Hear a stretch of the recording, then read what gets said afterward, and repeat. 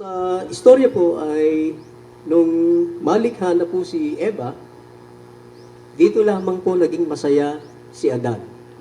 Ang lalaki po, ang ibig sabihin ay nagiging lubos ang kasiyahan at kagalakan sa pamagitan ng kanyang kabiyak na babae.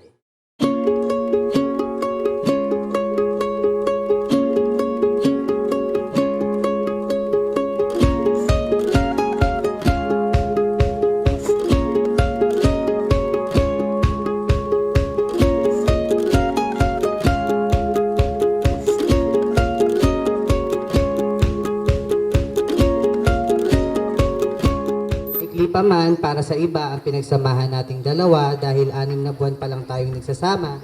Pero para sa akin, higit pa doon at matagal na kitang nakilala.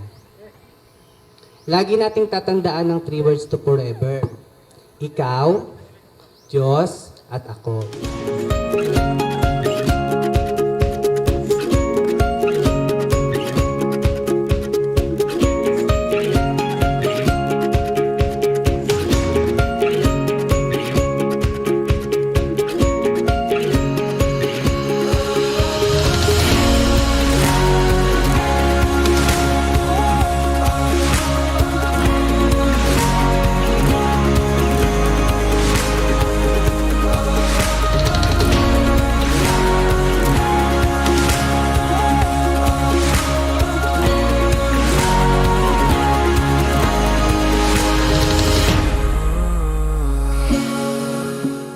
Salamat una sa lahat sa Panginoon sa pagbigay niya sa akin, sa isang lalaki na responsable at talagang mamahalin ako habang buhay.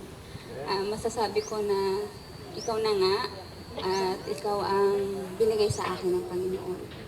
Ngayon sa araw na ito na magiging memorable sa atin.